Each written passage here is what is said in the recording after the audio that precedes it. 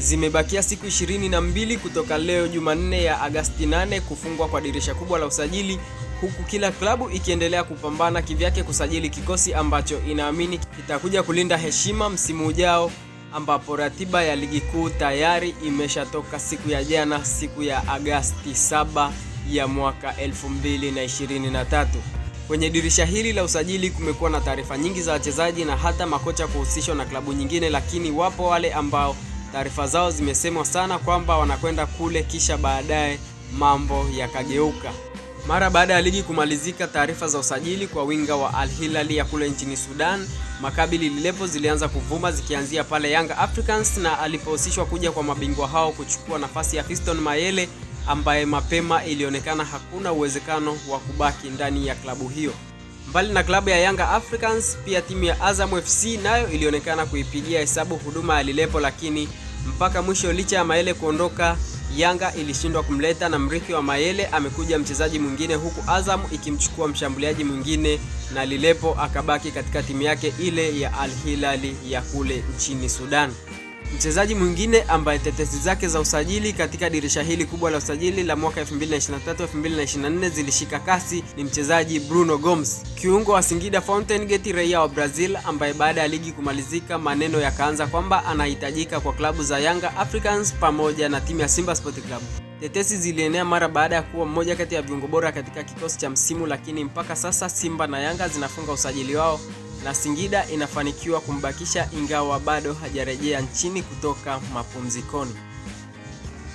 Mchezaji mwingine aliyeshika vichwa vya habari katika dirisha kubwa la usajili kwa msimu wa 2023-2024 ni mchezaji Yahya Mbegu, na mara baada ya kufanya kazi bora msimu uliopita, aliyekuwa beki wa kushoto wa Ihefu Yahya Mbegu naye alizichanganya klabu mbalimbali ikianzia Simba ambayo ilimpigia hesabu. Taarifa za Simba zikigongana na kuhitajika pia Singida Fountain Gate, na baadaye zikarejea tena kwamba ameshamalizana na Simba, lakini mwisho wa siku Singida ndiyo iliyofanikiwa kumnasa na tayari mchezaji huyu ameweza kutambulishwa.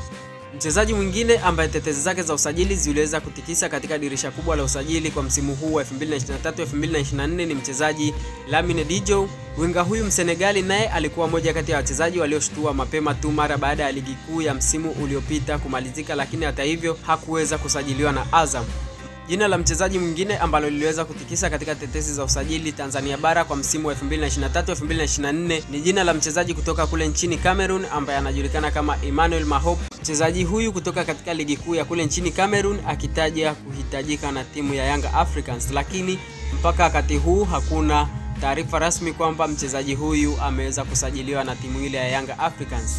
Mchezaji mwingine ni Mohamed Zongra, kiungo wa zamani wa ASEC Mimosa ambaye alitajwa sana katika dirisha hili la usajili, na mashabiki wa Yanga walitarajia angetoa klabuni kwao, lakini Simba nayo ilikuwa inajua anatoa Msimbazi, lakini haikuwa hivyo.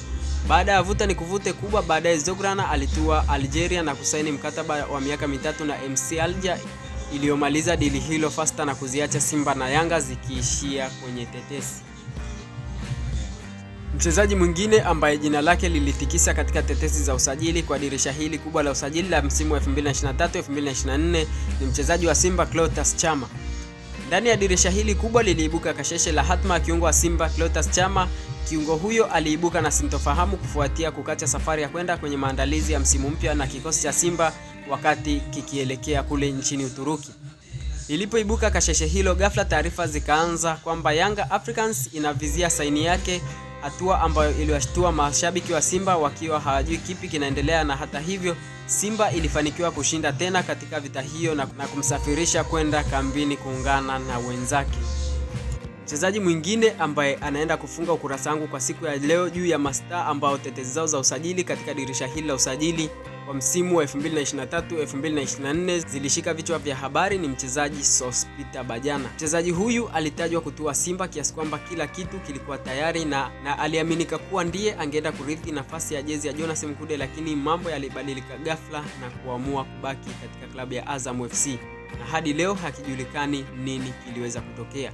Ili uendelee kuwa kwanza kupata video zetu, nikukumbushe kushuka chini ya video hii na kugusa maandishi mekundu ambayo yameweza kuandikwa subscribe.